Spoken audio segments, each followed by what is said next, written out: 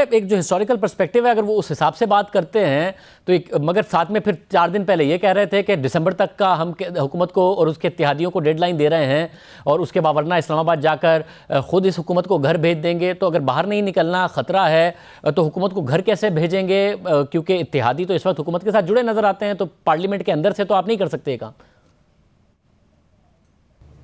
देखिए, बाहर तो निकलना पड़ेगा, इसमें तो कोई शक नहीं है। और हमने कल जो कोर कमेटी की मीटिंग थी उसके अंदर बहुत सी चीज़ों को डिस्कस किया है। उसमें बिलावल साहब का जो एहतजाजी जलसों का शेड्यूल है उसको भी हतमी एक शक्ल दी है, उसका तरीक़ाकार भी तय किया है। और फिर बिलावल साहब ने कल जो गुफ्तगू की, प्रेस कॉन्फ्रेंस की, उसके अंदर उन्होंने वो चीज़ें भी सामने रखी। इमरान खान सिर्फ एक प्रॉब्लम नहीं है, हमें उन चीज़ों को भी एड्रेस करना है जो हमारे क्रॉनिक गवर्नेंस के साथ प्रॉब्लम्स हैं, कि जिनकी वजह से आज हम इस नहज पे पहुंचे हैं जिस नहज पर आज हम मौजूद हैं। मिसाल के तौर पर बिलावल साहब ने कल 6 चीज़ों का जिक्र किया और उन 6 चीज़ों पर अभी भी उन्होंने अपनी विलिंगनेस शो की है एंगेज करने के लिए, और दीगर पोलिटिकल पार्टीज़ के साथ, मौलाना साहब के साथ भी उन्होंने विलिंगनेस का इजहार किया है। अगर वो 6 नुकात के ऊपर कोई सीरियस गुफ्तगू हो जिनके अंदर इंतखाबी इस्लाहात शामिल है, जिनके अंदर 18वीं तरमीम का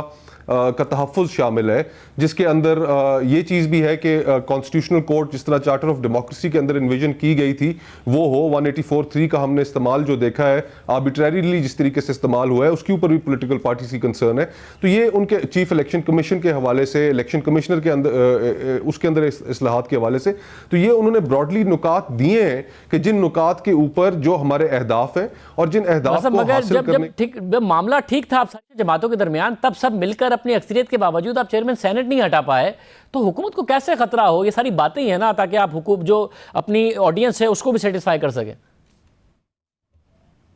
आप दुरुस्त कह रहे हैं शाहजेब भाई, डिफरेंट पॉलिटिकल पार्टीज़ हैं, हर पॉलिटिकल पार्टी की अपनी तरजीहात होती हैं। माजी में भी हमने देखा जिस तरह जो बड़े बड़े सियासी इत्तेहाद रहे पाकिस्तान की तारीख में, ARD हो, MRD हो, ये तमाम इत्तेहादों के अंदर मुख्तलिफ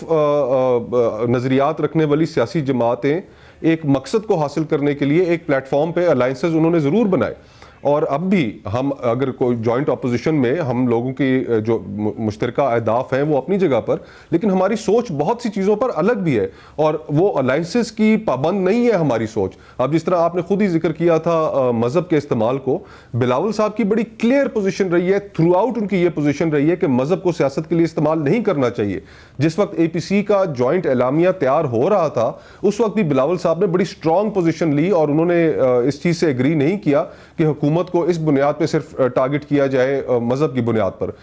कौमी असेंबली के अंदर कई ऐसे वाकयात हुए जिसमें उन्होंने बड़ी क्लियर पोजीशन ली इसी हवाले से। तो मेरे ख्याल में मुस्तफा नवाज खोखर साहब हमारे साथ, अब देखते हैं कि इस हवाले से अपोजिशन की क्या पॉलिसी होती है।